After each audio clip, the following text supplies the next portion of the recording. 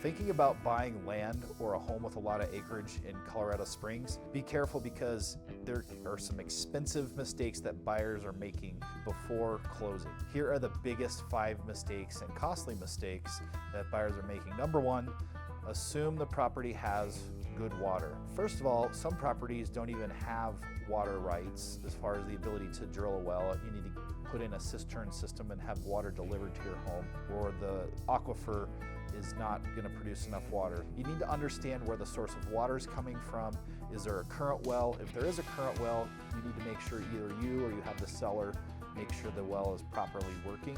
Number 2, verifying the septic system or the ability to put a septic system in. Septic systems need to be sized properly for the number of bedrooms, and they need to be up to code. The state of Colorado put out a new law, well, back in 2015 or 2014, requiring sellers to provide a use permit. However, different counties that don't have a budget with their health department do not make it a required anymore. So it's very important as a buyer to do your due diligence to understand, can a septic system be installed based on the soils report?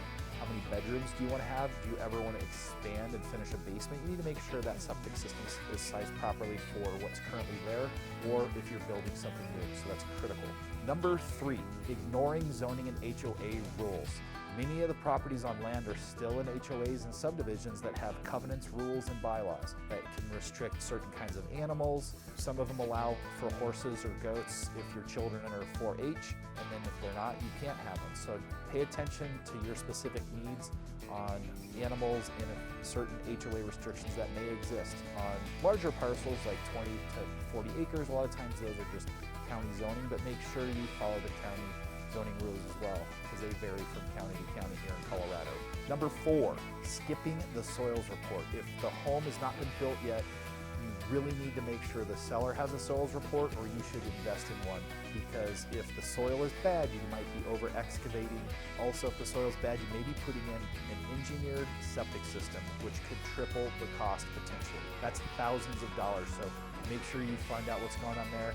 Number 5, assuming the property has legal access and understanding the boundary lines. You want to make sure you get an improvement location certificate or full survey so you can identify the corners of the property, identify the property lines, but also you want to make sure you have access. Some land can be landlocked and the seller should disclose it, but sometimes they don't. So you need to make sure if there's a driveway, is there a legal easement to go across someone else's property to access that property?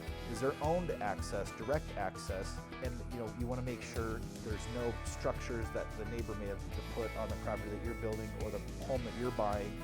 That part of that is not on the neighbor's property. That can cost thousands and hundreds of thousands in legal bills if it goes to court over property disputes or access disputes.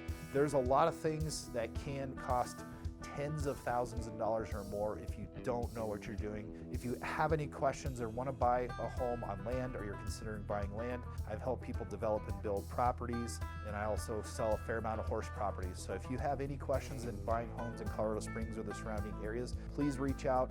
There's still land to be had. We do have a lot of people moving here, so the cost of land's going up, but that's why a lot of people come out here to Colorado, is to have space between neighbors and enjoy our beautiful landscape. So thanks for watching the video, and we'll see you in the next one.